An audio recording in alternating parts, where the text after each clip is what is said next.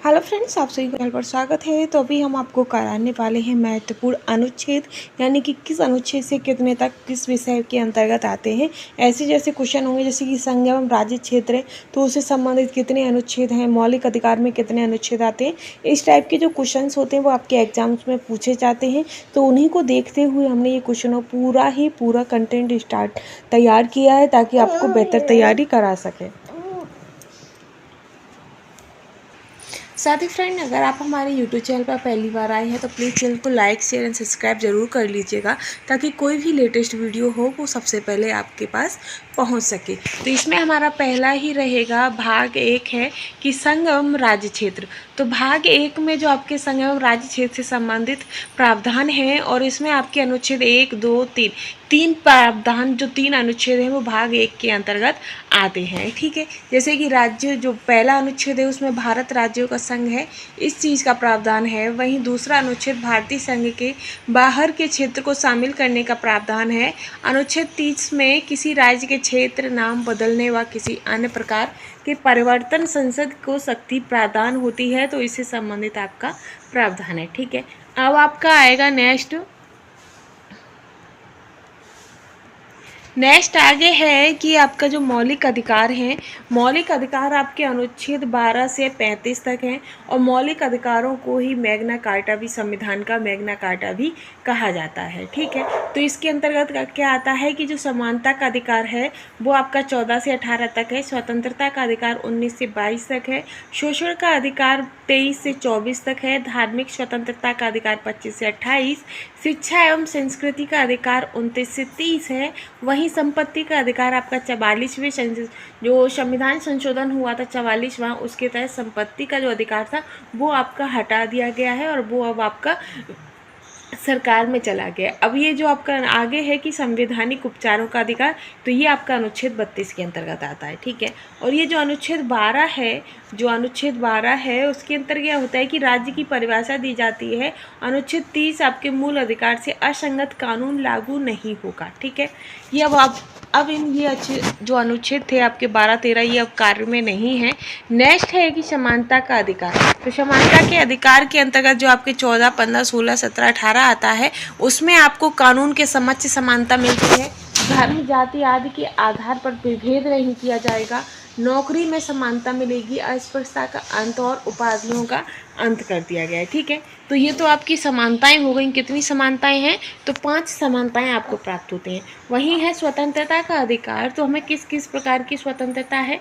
तो हमें अपनी अभिव्यक्ति की आज़ादी है, बोलने की स्वतंत्रता है, एक जगह इकट्ठा होने की स्वतंत्रता है, सभा या समूह बनाने की स्वतंत्रता है, घूमने की आज़ादी है, भारत में निवास करने की आज़ादी है, साथ ही आजीविका का अधिकार है। ठीक है, तो ये आपके जो हैं, ये आपके स्वतंत्रता से संबंधित अधिकार हो गए। अनुच्छेद 20 है कि अपराध दोष सिद्ध के संबंध में संरक्षण का भी अधिकार है। ठीक है, अनुच्छेद 21 है कि जीवन का अधिकार है आपके पास, और अनुच्छेद 21A है, उसके अंतर्गत है कि 6 से 14 वर्ष के बच्चों को निःशुल्क शिक्षा का अधिकार है। किसका है? निःशुल्क शिक्षा का भी अधिकार है। ठीक है, फिर आता है अनुच्छेद 22, इसके अंतर्गत आपको गिरफ्तारी के संबंध में संरक्षण से संबंधित भी आपको अधिकार है। ठीक, शोषण के विरुद्ध अधिकार। तो शोषण के विरुद्ध जो अधिकार है वो आपका अनुच्छेद 25 के अंतर्गत आता है कि मानव व्यापार, जबरन व बंधुआ मजदूरी पर रोक को लेकर भी आपके पास अधिकार है। साथ ही अनुच्छेद 24 है जिसमें 14 से कम उम्र के बच्चों को श्रम पर रोक है, यानी कि 14 से कम उम्र के जो बच्चे होते हैं वो श्रम नहीं कर सकते हैं।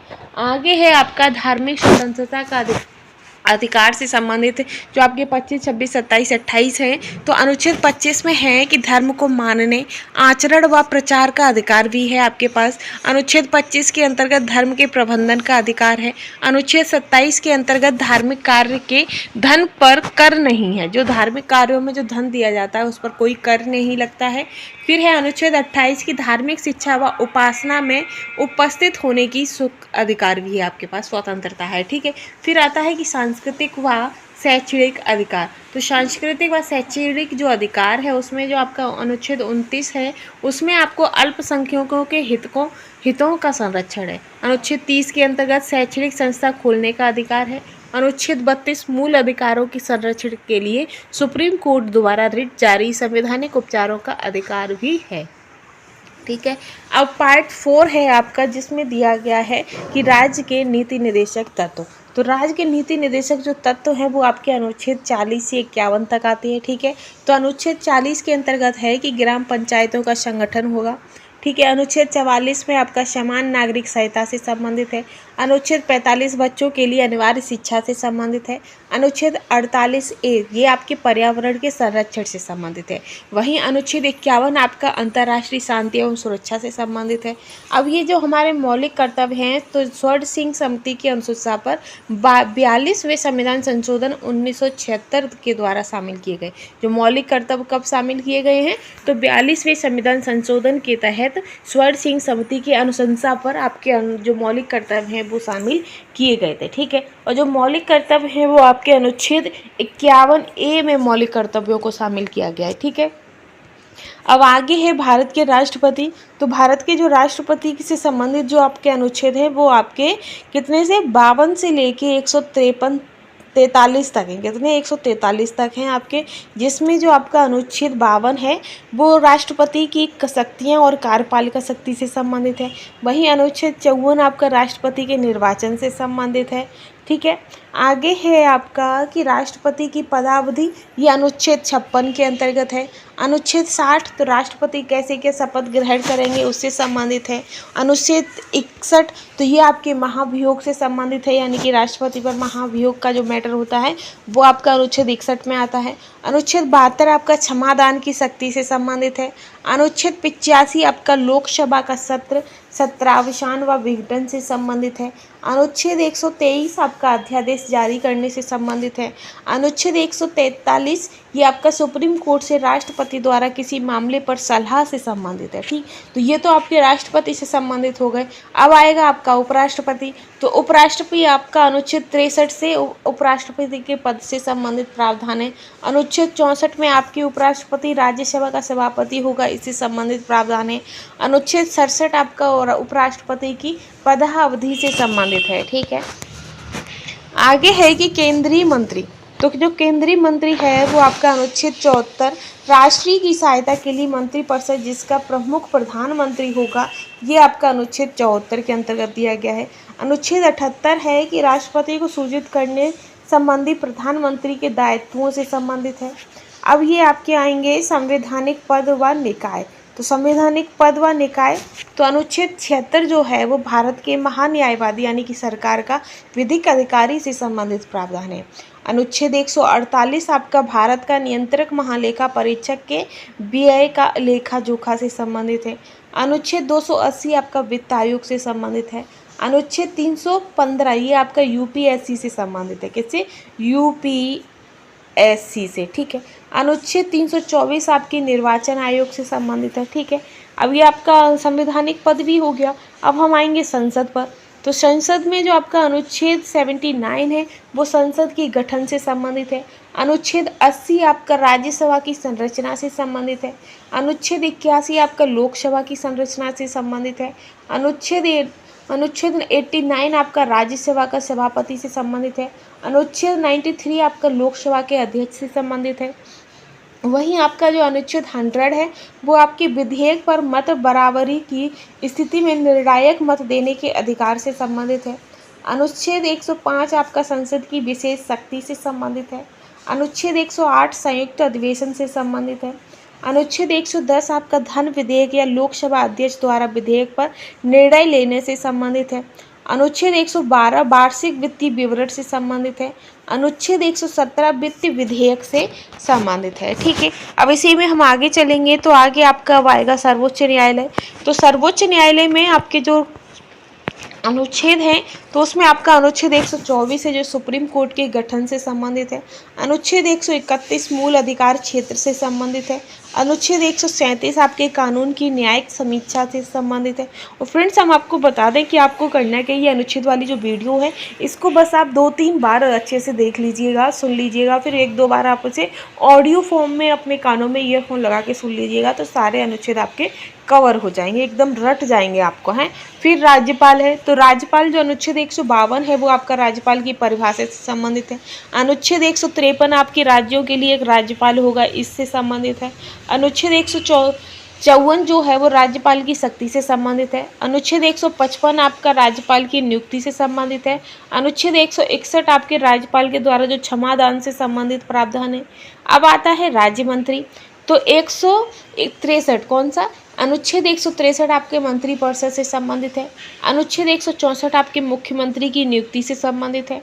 अनुच्छेद 165 आपका महाधिवक्ता यानी कि राज्य सरकार का वकील से संबंधित है। ठीक, आगे है कि राज्य विधानमंडल, तो अनुच्छेद 168 आपका विधानमंडल से संबंधित है। अनुच्छेद 169 आपका विधान परिषद के गठन व समाप्ति से संबंधित है।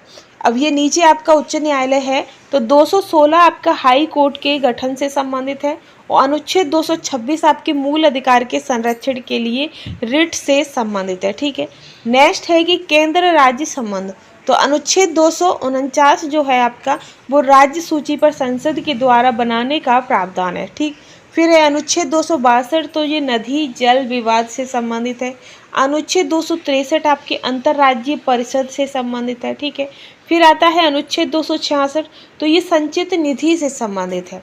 अनुच्छेद 267, तो ये आपातकालीन निधि से संबंधित है। ठीक, आगे है आपका लोकसभा और राज्यसभा में आरक्षण, तो लोकसभा और राज्यसभा में किस प्रकार का आपका आरक्षण रहता है वो है, तो अनुच्छेद 330 आपका लोकसभा में एसटी और एससी का आरक्षण से संबंधित है। अनुच्छेद 332 आपका राज्य विधानसभा में एससी और एसटी के आरक्षण से संबंधित है। अनुच्छेद 335 जो है वो आपका सेवा व पद में एससी एसटी के आरक्षण से। अनुच्छेद 338 और 338A ये आपके एससी आयोग और एसटी आयोग से संबंधित है। ठीक है, इसके बाद आता है अनुच्छेद 338B, तो ये आपके पिछड़ा वर्ग आयोग जो कि 103वां संविधान संशोधन 2018 में जो हुआ था उसके तहत संबंधित है। फिर है कि अनुच्छेद 343, तो ये भारत की राज्य भाषा व लिपि से संबंधित है। अनुच्छेद 343A से 0 तक, तो ये आपका ग्राम पंचायत से संबंधित हो जाएगा। ठीक है, अब आएगा इधर आपातकालीन प्रावधान, तो ये जो आपका अनुच्छेद 352 है ये राष्ट्रीय आपातकाल से संबंधित है। अनुच्छेद 356 आपका राष्ट्रपति शासन संवैधानिक तंत्र विफल होने से संबंधित है। अनुच्छेद 360 आपका वित्तीय आपातकाल से संबंधित है। अनुच्छेद 367 आपका संविधान संशोधन से संबंधित है। ठीक है, तो ये जो आपके मोस्ट इम्पोर्टेंट अनुच्छेद से संबंधित क्वेश्चन जो आपके पूछे जाते हैं इसी को घुमा फिरा के पूछ लिए जाते हैं। अगर ये सभी आपको याद हो तो आप क्वेश्चन एग्जामिनर आपसे चाहे किसी भी तरीके से घुमा फिरा के पूछे, आपका कोई भी क्वेश्चन आपका अनुच्छेद से संबंधित गलत नहीं होगा। फ्रेंड्स, आई होप आप लोगों को ये कंटेंट सीरीज पसंद आई होगी। अगर पसंद आई है तो प्लीज़ चैनल के साथ बने रहिएगा और हमें सपोर्ट जरूर करिएगा। आज के लिए बस इतना ही। Thanks for watching.